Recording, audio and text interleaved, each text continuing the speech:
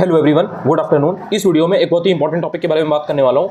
इसमें से अक्सर एक क्वेश्चन आपको यूपी स्पेशल से देखने को मिल जाता है पेपर में, चाहे वो यूपी पीसीएस का पेपर हो चाहे आरओ एआरओ का हो।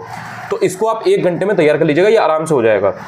इसमें बेसिकली जो भी आपके जो मेन संस्थान हैं उनमें उनका जो ईयर होता है, यानी कि उनकी स्थापना कब हुई थी, उनका एस्टेब्लिशमेंट का ईयर क्या था, वो पूछा जाता है। और ये बहुत ज़्यादा इंपॉर्टेंट है। अगर आप बात करोगे, जैसे इसमें आपको मैं बता देता हूँ कि कौन कौन से सबसे ज़्यादा इंपॉर्टेंट है। जैसे इसमें ये है उत्तर प्रदेश राजकीय अभिलेखागार, तो ये 1949 का है, इलाहाबाद का, एट दैट टाइम के इलाहाबाद का है, अब तो प्रयागराज हो गया ये, तो ये आपको ध्यान रखना है।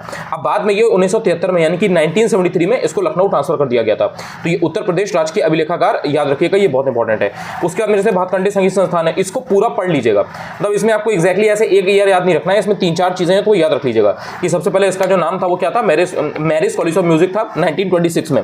उसके बाद में फिर इसका नाम क्या कर दिया गया 1966 में, जब ये राज्य सरकार के कंट्रोल में आया। देन उसके बाद में सन 2000 में फिर इसको डीम्ड यूनिवर्सिटी जब डिक्लेयर किया गया, तो उसके बाद में इसकी एक अपनी अलग जगह हो गई।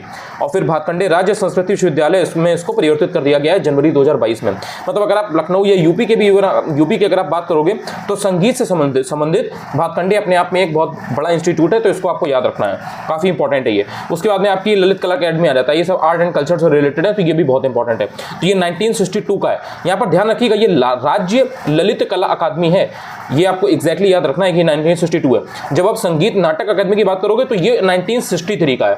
और फिर उसके बाद में अब जो इसका एक्चुअल में जो नाम है ना, मतलब पहले इसका जो नाम था अगर आप देखोगे तो पहले इसका नाम था उत्तर प्रदेश नाट्य भारती के नाम से, इसको 1963 में चेंज किया गया है। लेकिन पहले इसका जो नाम था वो दूसरा था, तो वो आपको एग्जैक्टली याद होना चाहिए, कंफ्यूजन में नहीं आना है। वरना 1963 में क्या है, 1969 में क्या है, ये दोनों एग्जैक्ट पता हो, पूछ लेता है ये। और जो राज्य ललित कला है वो इससे 1 साल पहले का है, यानी कि 1962 का है। उसके अंदर बात आ जाती है भारतेंदु नाटक अकादमी की, यानी कि BNA, ये भी बहुत इंपॉर्टेंट है, 1975 है। ये 3-4 जो है ना, इनको आपको संगीत से रिलेटेड याद रखना है। इसके बाद के जो आपके आते हैं, जैसे आपका आ जाता है जनजातीय एवं लोक कला संस्कृति संस्थान, तो ये आपका 1996 में है, ये मतलब जनजातीय एवं लोक कला के लिए है, तो 1996 का है। राष्ट्रीय कथक संस्थान की अगर आप बात करोगे तो ये 1988 1989 का है, अलग से याद रखिए इसको, कथक के लिए 1988 1989। इसके बाद में जो राज्य संग्रहालय है लखनऊ वाला, ये मतलब ऐसे नॉर्मली याद रखिएगा कि मतलब स्टेट म्यूजियम है, 1863 का है, काफी पुराना है इसलिए। बाकी जो ऊपर वाले जो संगीत वाले हैं वो बहुत इंपॉर्टेंट है। फिर आपके कुछ लैंग्वेज से रिलेटेड आ जाते हैं, जैसे कि उत्तर प्रदेश हिंदी संस्थान है, तो ये है 1976 का। उर्दू वाला कब का है, उर्दू वाला इससे 4 साल पहले का है, यानी कि जो उर्दू वाला है ना, उर्दू अकेडमी, ये 4 साल पहले ही बन गई थी, 1972 में बन गई थी। लेकिन जो उत्तर प्रदेश हिंदी संस्थान है ये 1976 में बना है। इसी तरीके से जो हिंदुस्तानी अकेडमी है प्रयागराज वाली, ये आपकी 1927 की है। ये उतनी ज़्यादा इंपॉर्टेंट नहीं है, बस ऐसे पढ़ लीजिएगा। मतलब आपसे ये पूछा जा सकता है कि हिंदुस्तानी अकेडमी है कहाँ, तो वो आपको पता होना चाहिए कि ओके ठीक है ये प्रयागराज में है। बाकी जो संस्कृत वाली है वो भी 1976 की है। 76 में आपने कौन सी और देखी थी, 76 में आपने देखी थी हिंदी वाली, तो हिंदी और संस्कृत की जो है वो दोनों 76 की है, और जो आपकी उर्दू की है वो 1972 की है।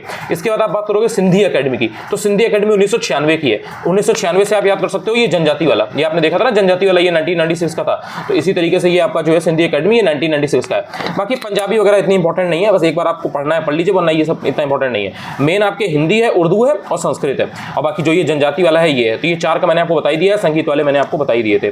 इसके बाद की जो है ये नक्षत्रशालाएं वगैरह, इनकी लोकेशन याद कर लीजिएगा।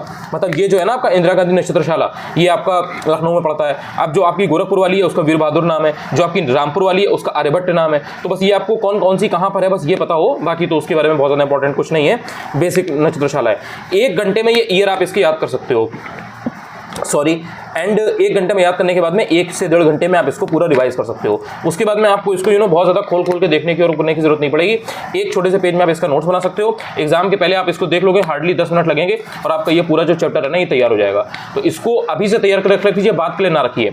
आप जब भी यूपी स्पेशल का सेक्शनल टेस्ट दोगे या कहीं पर भी ऐसे नॉर्मल स्टैटिक का टेस्ट लगाओगे, तो उत्तर प्रदेश की ये सब चीज़ें पूछी जाती रहती हैं। बीच बीच में कभी आपसे उत्तर प्रदेश हिंदी संस्थान पूछ लेगा, कभी उर्दू की अकेडमी पूछ लेगा, कभी संस्कृत संस्थान पूछ लेगा, कभी आपसे जो उत्तर प्रदेश राजकीय अभिलेखागार है वो पूछ लेगा, कभी आपसे संगीत से रिलेटेड जो ये ललित कला अकेडमी है कभी ये पूछ लेगा, कभी संगीत नाटक अकेडमी यानी कि SNA पूछ लेगा। ये सब इंपॉर्टेंट है, तो इसलिए आपको पता होना चाहिए। ये आपको मेंस में भी हेल्प करेगा। जब भी आप मेंस में आंसर राइटिंग करोगे ना यूपी के स्पेसिफिक, जब आर्ट एंड कल्चर के टॉपिक पे बात करोगे, तो उसमें ये सब सारी चीज़ों को आप वहाँ पर मेंशन कर सकते हो विद फैक्ट्स कि कौन सी चीज़ कब बनी थी, क्या ईयर था। तो ये बहुत हेल्प करता है। पहली बार अगर आप मेरा वीडियो देख रहे हो यूट्यूब पर, तो आप चाहो तो चैनल को सब्सक्राइब भी कर सकते हो। सेम इसी नाम से टेलीग्राम पर भी चैनल है, तो आप वो भी ज्वाइन कर सकते हो, आपको हेल्प ही मिलेगी। Thank you so much.